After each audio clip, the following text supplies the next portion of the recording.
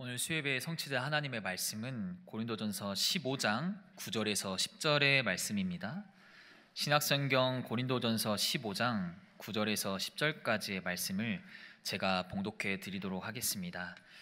다 찾으신 줄로 알고 제가 봉독하도록 하겠습니다. 나는 사도 중에 가장 작은 자라. 나는 하나님의 교회를 박해하였으므로 사도라 칭함받기를 감당하지 못할 자니라. 그러나 내가 나된 것은 하나님의 은혜로 된 것이니 내게 주신 그의 은혜가 헛되지 아니하여 내가 모든 사도보다 더 많이 수고하였으나 내가 한 것이 아니요 오직 나와 함께 하신 하나님의 은혜로라. 아멘.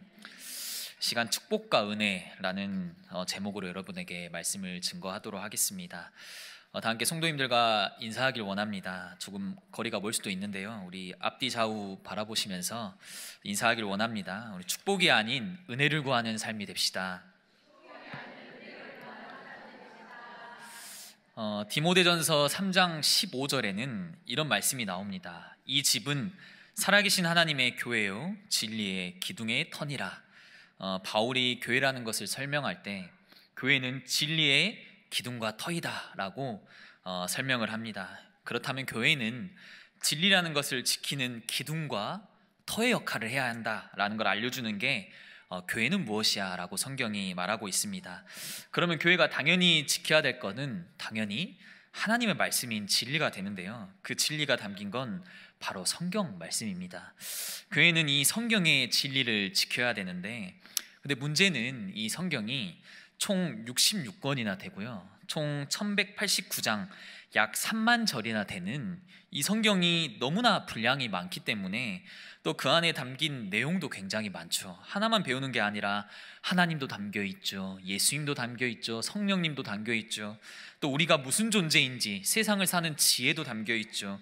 그래서 우리가 아무리 창세기부터 요한계시록까지 중요한 내용들을 샅샅이 뽑아내고 또 찾아내고 중요한 내용들을 요약한다 하더라도 그것을 스스로 배우고 다 지킬 힘이 없습니다. 그래서 이런 고민 속에서 만들어진 게 바로 교리라는 겁니다. 그래서 교리라는 게 사실은 성경을 베이스로 성경을 더욱 자세히 알 수 있는 방편인데요, 근데 교회에서도 이제 칼빈 교리나 웨스터민스터 신앙 고백서와 같이 교리를 가르치기 시작했는데, 근데 사람들이 교리를 가르치고 또 배우면서 느끼게 된 것은 교리 또한 이것 또한 빠르게 쉽게 가르칠 방법이 없다는 걸 알게 된 거예요. 그리고 교리를 배우는 성도님들은 재미없어하고 어려워하고 딱딱해하고, 그래서 너무 어렵기 때문에 교리를 신학을 배우는 사람들 또는 목회자들만 배우는 거야 라고 생각을 하기도 합니다. 그래서 결국 나오게 된 게 교리를 문답하는 것들이 나오게 됩니다. 즉 묻고 답하면서 우리 머릿속에 쉽게 기억이 남고 또 배울 수 있게 되고, 권사님 왜 사십니까? 라고 질문하면서 제가 사는 이유는 이런 것 때문에 살지요 라고 대답하면서 스스로 정리하고 또 그 답을 교리를 통해 알려주기도 하면서, 그러면서 이제 소요리 문답, 대요리 문답 이런 것들이 나오게 되는데요, 소요리 대요리 할 때 이 요리가 교리랑 같은 말로 쓰이는데, 그중 소요리 문답 제1문 첫 번째로 묻고 답하는 질문에 사람의 제일 되는 목적은 무엇인가 라고 첫 번째 문답에 질문하고 있습니다. 사실 소요리 문답은 수많은 신학자들이 100여 명이 넘는 신학자들이 어떤 게 가장 중요할지 문답 질문을 107개로 추렸는데, 그중 첫 번째 질문이 인간의 최고 목적은 무엇인가, 이게 가장 중요한 본질이라는 거겠죠. 여러분, 핸드폰은 왜 있습니까? 전화나 알람이나 요즘은 TV 시청이나 영상통화나 이런 것들 때문에 핸드폰이 필요하죠. 여러분, 냉장고는 왜 있을까요? 음식을 차갑게 보관하기 위해서. 그러면 숟가락은 왜 있죠? 음식을 먹기 위해서. 근데 우리가 숟가락으로 전화를 받을 수 있습니까? 없습니까? 없지요. 냉장고로 밥을 먹을 수 있습니까? 없습니다. 핸드폰으로 우리가 음식을 차갑게 할 수 있습니까? 아니요. 각자의 존재의 이유가 있고 그 역할이 분명히 있습니다. 그러면 사람은 무엇을 위해 있는 것일까? 라고 질문했을 때 음식을 먹기 위해서 있는 것인가? 사람은 핸드폰처럼 뭔가 연락하기 위해 있는 것인가? 아니구나. 그래서 인간의 최고 목적은 무엇인가? 라는 질문에 그 답은 바로 하나님을 영화롭게 하는 것과 영원토록 그를 즐거워하는 것이다 라고 소요리 문답에 대답하고 있습니다. 많은 사람들이 고민을 했습니다. 오랜 시간 전부터 고민했습니다. 많은 철학자들이 있었고 많은 사상가들이 있었고 수많은 과학자들이 있었습니다. 그들은 동일한 한 가지 문제를 찾고 싶어 했어요. 그 문제는 우리가 왜 살아가는 걸까? 내가 살아가는 이유는 뭘까? 나는 왜 존재하는 걸까? 고대 시대 이 유물 문서에도 보니까 당시 사람들이 나는 왜 존재하는 걸까? 실제로 이 고민한 기록 문서들이 있더라고요. 벽화에 적어놓고 수만 년 전에도 인간은 왜 살아가지? 라고 질문을 던졌습니다. 그런데 사람들은 다 답을 찾았다고 생각했어요. 다 정답이 있다고 생각했습니다. 자기 나름대로 이것 때문에 살아가 라고 답을 찾았다고 생각하지만, 그런데 여전히 사람들은 불행하다 말하고 불안전하고 불안하다 말합니다. 그건 답을 찾은 게 아니라는 거지요. 여러분, 노트북에 문제가 생겼습니다. 그럼 어디를 찾아가야 되죠? 노트북 서비스 센터에 찾아가면 됩니다. 핸드폰이 고장났어요. 그러면 핸드폰 수리점에 가야 되죠. 내가 핸드폰이 고장이 났는데 편의점에 간다? 해결이 될 수가 없습니다. 결국 문제라는 건 해결하기 위해서는 이걸 만든 곳으로 찾아가야 돼요. 만든 곳에 찾아가지 않으면 해결할 수가 없습니다. 인간에게 문제가 오면 인간을 만든 그곳으로 찾아가야 돼요. 핸드폰에 고장이 나면 핸드폰 만든 사람한테, 냉장고가 고장났는데 우리 교회 사무실 찾아가서 냉장고 고쳐달라 하면 그 사무장님 어떻게 고칠 수 있겠습니까? 마찬가지로 인간이 고장나면 인간을 만든 분, 하나님한테, 인간을 창조한 분한테 찾아가야 됩니다. 그래서 첫 번째 문답을 통해 우리가 알 수 있는 것은 우리는 우리 인생의 목적이 하나님을 영화롭게 하며 영원토록 그를 즐거워하는 것인데, 우리가 하나님을 영화롭게 하는 삶을 살지 않으면 결국 우리 인생은 불행한 거예요. 우리가 영원토록 하나님을 즐거워하지 않으면 우리는 늘 즐겁지 않고 불행한 인생인 거예요. TV 프로그램만 보세요. 요즘 다 행복을 쫓아다닙니다. 나 혼자 사는데 나 혼자 어떻게 행복하게 살아갈까? 너무 힘드니까 도시를 벗어나서 저기 시골로, 해외로 떠나서 힐링, 행복을 찾는 법.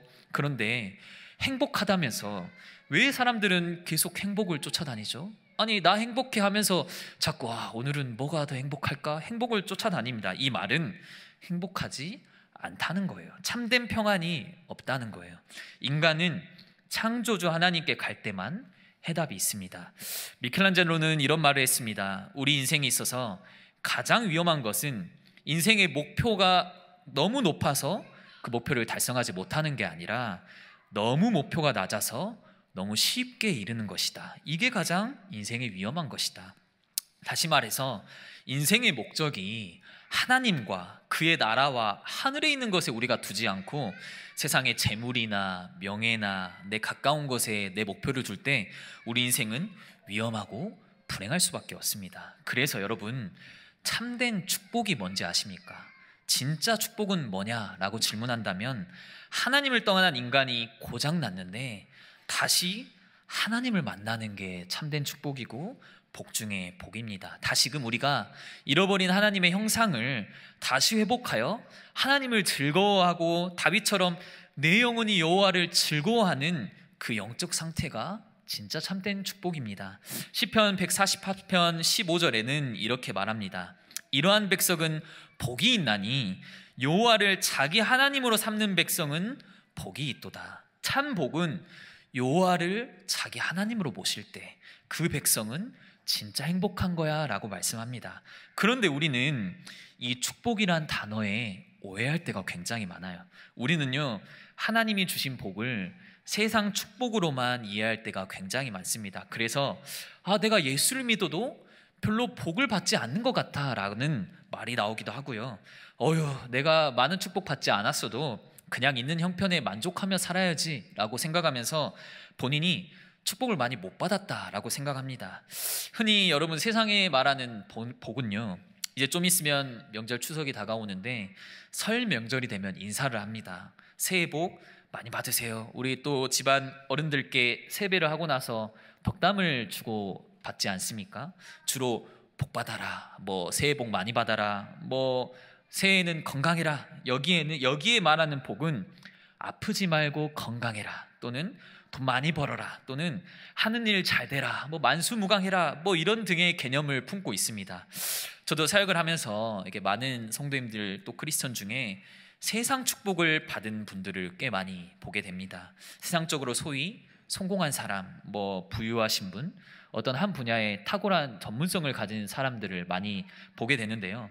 근데 모든 성도님들이 다 그런 건 아니잖아요. 성도님들 중에서는 힘들게 삶을 사시는 분이 더 많고 상당히 많다고 생각합니다. 그러나 하지만 하나님의 은혜를 못 받으신 성도님은 단 한 분도 없다고 생각합니다. 여러분, 모든 성도님들이 다 하나님의 은혜를 다 받으셨어요. 그런데 하나님의 은혜는 굉장히 작게 여겨집니다. 작게 여기는 경우가 굉장히 많습니다. 그리고 하나님께서 주시는 세상적인 축복은 굉장히 크게 생각합니다. 그래서 때론 신앙생활을 우리가 굉장히 혼란스럽고 또 혼동되는 그런 게 야기하게 되는 거예요. 이스라엘 백성은 하나님의 은혜로 애굽에서 출애굽을 했습니다. 그런데 가장 먼저 맞닥뜨린 게 뭐죠? 광야였습니다. 400년간 애굽에서 노예살이하던 이스라엘이 애굽에 10가지 재앙이 임하고 또 양의 피 바른 날 재앙이 지나가고 홍해가 갈라진 역사, 이 출애굽 모든 순간은 다 하나님의 은혜로 이미 은혜를 다 받았는데 출애굽했더니 도착한 곳이 어디예요? 광야였더라.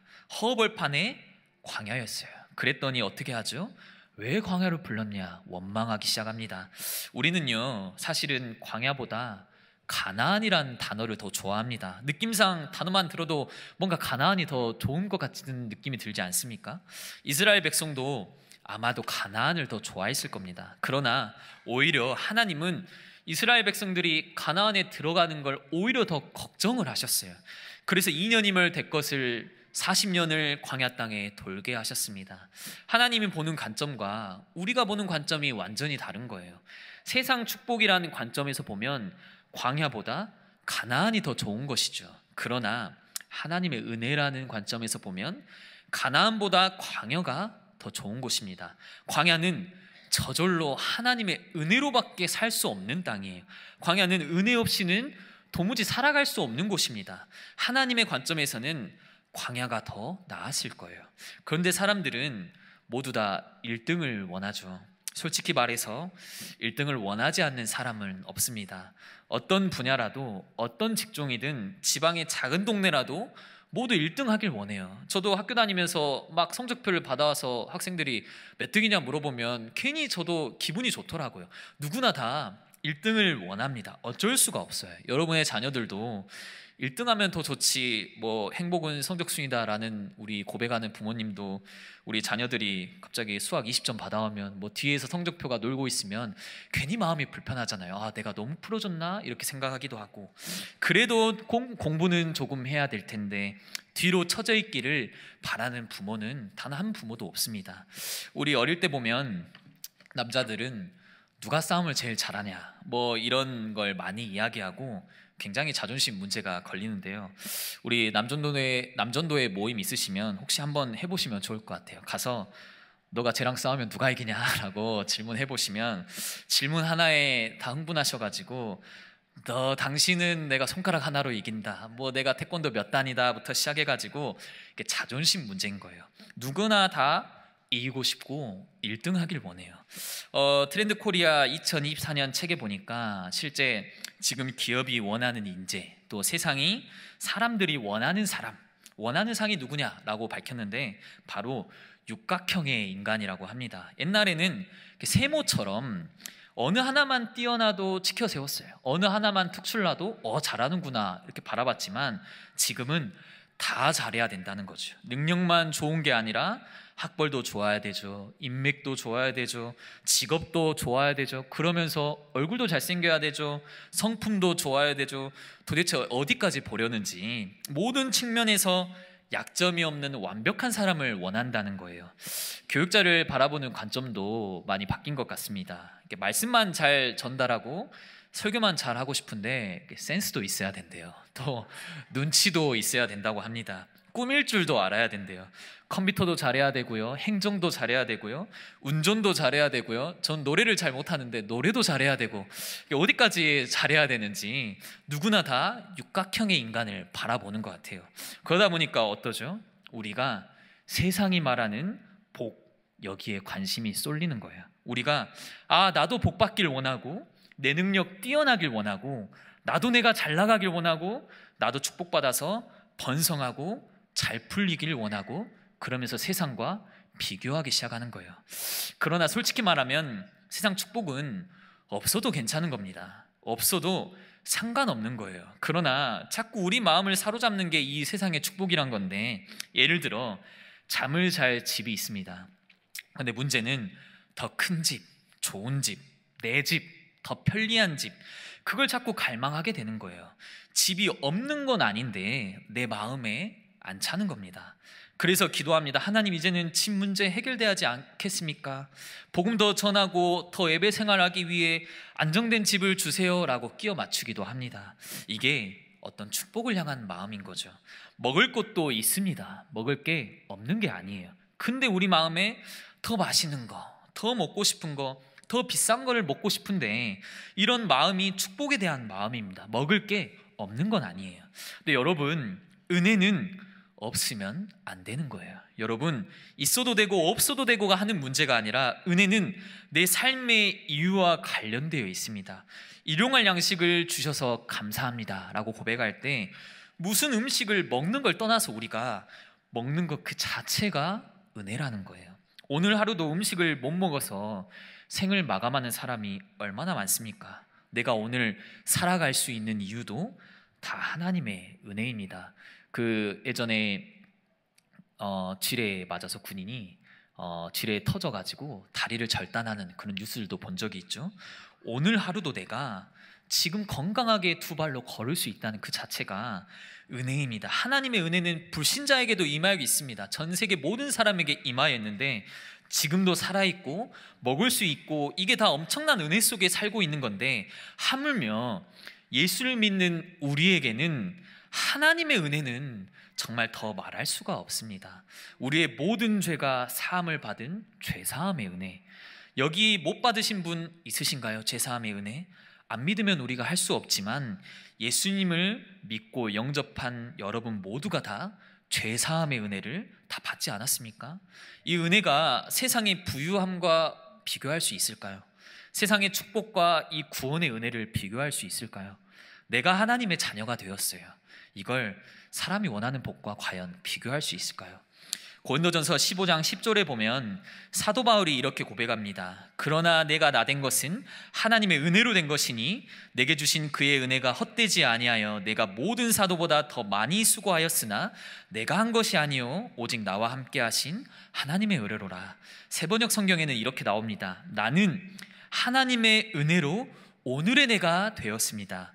내게 베풀어 주신 하나님의 은혜는 헛되지 않습니다. 그리고 마지막에요, 이 은혜는 오직 나와 함께 하신 하나님의 은혜입니다. 이 은혜가 우리가 받은 은혜의 핵심이에요. 나와 함께 하신 은혜, 하나님이 함께하는 은혜, 그 은혜는 헛되지 않은 은혜라 말씀합니다. 세상의 축복은 좀 차이가 있습니다. 간격이 있어요. 저도 어떤 사람을 보면 저도 와 할 정도로, 이렇게 말할 정도로 부유한 사람, 정말 세상이 말하는 잘된 사람 많아요. 반대로 그렇지 못한 사람은 더 많습니다.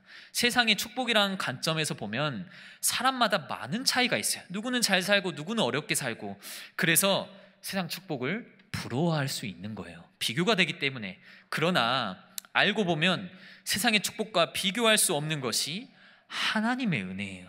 죄인은 본래 본인 스스로 절대 그 죄사함을 받을 수 없지만 예수가 그리스도 되심으로 속죄함을 받았어요.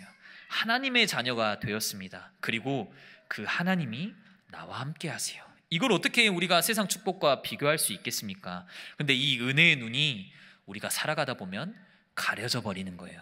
그런 은혜를 받았다는 사실을 작게 여겨버리는 거예요. 그래서 이스라엘 백성은 광야에서도 불평, 원망하고, 방금 홍해가 갈라졌어요. 방금 맛봤습니다. 직접 봤어요. 그럼에도 원망하고 더 나아가 가나안 땅에 들어갔는데도 교만하고 범죄하고 말씀을 청종하지 않고 우상을 숭배했습니다. 그래서 다시 광야 같은 포로로 끌려간 겁니다. 여러분, 우리가 진짜 은혜를 놓치지 말아야 됩니다.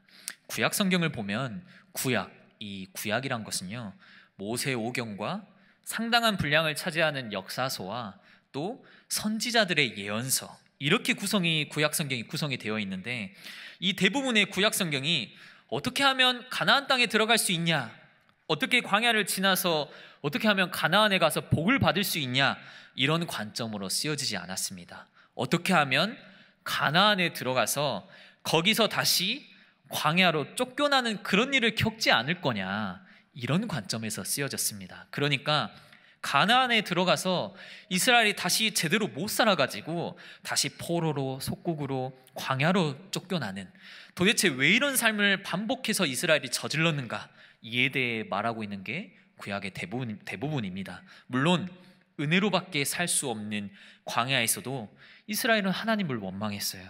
그러나 진짜 엉망으로 비참하게 산 것은 가나안 땅에 들어가서예요. 축복을 받았을 때예요. 우리가 다 누렸을 때예요. 결국 바벨론의 포로로 다 끌려가게 됩니다. 가나안 땅에 들어갔다가 다시 나라를 잃어버린 거예요. 가나안 땅에 들어갔다가 다시 광야 같은 인생으로 돌아가는 거예요. 우리가 빨리 광야를 벗어나는 게 중요한 게 아니고, 내 삶에 어떤 축복을 받고 번성하게 되는 게 중요한 게 아니라, 우리가 하나님의 은혜를 놓치지 않는 게 훨씬 더 중요합니다. 그래서 우리는 축복만 구하지 않고 하나님의 은혜를 구해야 돼요. 은혜가 축복보다 사실은 훨씬 더 중요합니다.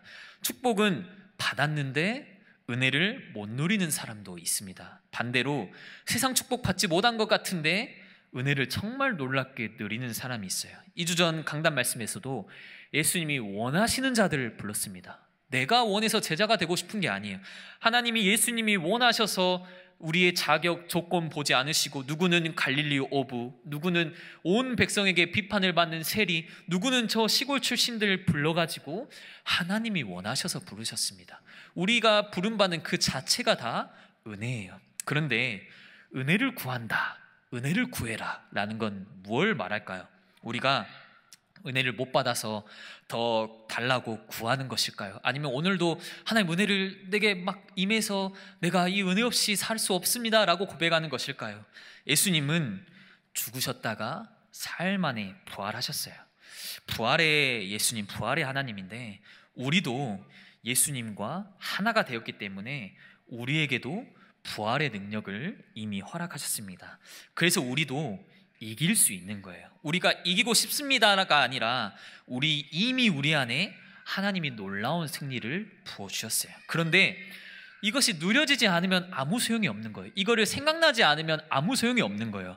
믿어지지 않으면 아무 소용이 없는 거예요. 그래서 은혜를 구한다는 거예요. 하나님 제게 은혜를 주옵소서. 문제 앞에서 이미 이겼다는 확신이 들게 하옵소서. 내 현실은 변함이 없지만 하나님, 내가 이미 승리한 인생이라는 확신이 들게 하옵소서. 그래서 은혜를 구해라 라는 걸 엄밀히 말하면 은혜를 깨닫다라는 게 더 정확한 표현이라고 생각합니다. 이미 은혜는 받고 있으니까 하나님이 함께 하시는 은혜, 부족함이 없이 부어지고 있어요. 예수님의 십자가 은혜, 사망 권세를 이기고 부활하신 은혜, 우리와 연합하여 하나 되신 은혜, 못 받은 거 있나요? 이미 우리 다 받았어요. 그러니까 사실은 은혜를 구하라고 하지만 정확한 표현은 은혜를 깨닫는 겁니다. 하나님의 은혜를 깨닫게 해주세요. 오늘도 내 삶에 은혜의 눈이 열리게 해주세요. 은혜를 놓치지 않게 해주세요. 우리 눈을 열도록 바라보는 겁니다. 그때 우리가 진짜 은혜 안에 거하게 되는 거예요. 여러분, 축복을 구하는 인생이 아니라 은혜를 구하는 인생, 그 은혜를 구하는 거는 우리 삶 속에 은혜의 눈이 가려졌던 걸 다시 열고 은혜를 깨닫고 오늘 하루도 은혜 없이 살아갈 수 없음을 고백하는 겁니다. 결론입니다. 하나님의 은혜로 구원을 받았지만 구원받은 그 이후 성도의 삶이 어디죠? 광야 땅이라고 말씀합니다. 현실은 여러분, 구원받았다고 우리 현실이 기적적으로 변화되지 않아요. 구원받았다고 있는 문제 해결되지 않습니다. 그대로 있습니다. 가정의 어려움 갖고 계시다면 구원받았지만 그 어려움이 그대로 변함없이 있을 수도 있어요. 여러분, 신앙생활은 우리가 광야라는 것을 인정해야 합니다. 광야는 원래 여러분 불편한데요. 광야는 원래 힘든 곳이에요. 광야는 원래 물도 없는 곳입니다. 허벌판이에요. 집도 없는 곳인데 우리의 착각이 뭐죠? 애굽 떠나면 좋아질 거야. 출애굽하면 내 형편 나아질 거야. 예수 믿고 다 잘 될 거야. 그러나 광야를 지날 때는 오직 은혜밖에 없어요. 아침에 만나가 은혜고, 구름기둥 불기둥이 은혜고, 반석에서 샘이 터져 나온 그 자체가 은혜고, 그렇게 40년 동안 광야를 지나왔는데 이스라엘 백성의 신발이 하나도 닳지 않았어요. 옷 한 벌 어디 구할 데가 있겠습니까? 그러나 옷이 하나도 해지지 않았어요. 근데 40년 동안 이스라엘 백성이 광야를 지나는 동안 말할 수 없는 고생을 한 것 같은데, 자기 집도 없이 농사도 짓지 못하고 사막길을 걸었으니 얼마나 힘들겠어요. 그러나 알고 보니까 모든 게 다 하나님의 은혜 속에 살고 있던 거예요. 매일 만나와 메추라기를 통해, 내일 보관하면 썩어버리는 이 만나와 메추라기를 통해 오늘도 하나님의 은혜를 갈망하고 살아가는 그 광야 인생, 여러분 진짜 은혜 인생이 되길 바랍니다. 그리고 진짜 축복은요, 세상이 말하는 복과 다른 개념이에요. 세상 축복과 하나님이 주시는 축복은 다른 개념입니다. 우린 이미 축복을 다 사실은 받았어요. 예수님으로 말미암아 다시 하나님을 만난 그 자체가 축복입니다. 하나님의 형상대로 지어진 게 참 복인데, 창세기 1장에 그 형상을 창세기 3장에 다 잃어버렸단 말이에요. 그래서 그 형상을 다시 회복한 게 진짜 축복이에요. 그래서 우리는 사실 이보다 더 좋은 축복을 구할 게 없습니다. 이보다 더 좋은 축복은 없어요. 우리가 오늘 이 시간표에 구해야 될 것은 뭐죠? 하나님의 은혜입니다. 그리고 그 은혜의 핵심은 주님이 나와 함께 하심을 믿는 거, 그게 우리가 하나님께 구하는 은혜의 핵심입니다. 고린도전서 15장 10절 하반절에 내가 한 것이 아니요 오직 나와 함께 하신 하나님의 은혜로라 라고 고백합니다. 바울은 고린도 교회가 자기의 사도직을 걸고 넘어지려고 했어요. 바울은 사도냐 아니냐 가지고 논쟁을 했어요. 그러나 바울은 내가 사도 중에 가장 약한 자야. 사실은 나는 사도 이런 거 내가 잘 수 있는 자격도 없어. 내 인생 모든 건 하나님의 은혜야. 나는 하나님의 은혜로 오늘도 된 것이다 라고 고백합니다. 그래서 우리가 진짜 이 은혜, 신앙생활에 축복을 구하는 것이 아닌 은혜를 구하는 삶. 세상은 자꾸 세상의 축복으로 관심이 쏠리도록 합니다. 세상은 우리가 더 잘 살고 더 번성하고 내 자녀가 잘 되고 내가 더 좋은 집, 좋은 음식 먹고 좋은 차 타고 이걸 바라보고 만들며 지금 SNS의 문화는 그런 문화입니다. 그러나 우리는 오늘도 하나님의 은혜를 구하는 것, 내가 나 된 것은 다 하나님의 은혜로라 고백할 수 있는 바울의 인생의 여정이, 또 우리 성도님들의 인생의 여정이 되기를 바랍니다. 시간 다 함께 받은 말씀 붙잡고 합심으로 한번 기도하기를 원합니다. 우리는요, 세상을 살아가면서 세상에 축복받는 게 더 커 보일 때가 많습니다. 때론 그게 다라고 생각합니다. 그러나 진짜 우리가 구해야 될 것은 세상에서 잘 되는 축복보다 하나님의 은혜입니다. 오늘도 우리가 예수님의 십자가 은혜, 오늘도 나를 위해 죽으시고 부활하신 그 은혜, 오늘도 나와 함께 하신 하나님의 은혜, 인간 스스로 해결할 수 없는 죄 문제 가운데 빠져나오게 하신 그 은혜, 이 은혜 기억하고 깨닫고 잊지 않게 해달라고, 이렇게 모든 성도님들이 축복을 구하는 삶이 아닌 은혜를 구하는 삶 되게 해달라고 이 시간 받은 말씀 붙잡고 합심으로 한번 기도하며 나아가도록 하겠습니다. 하나님,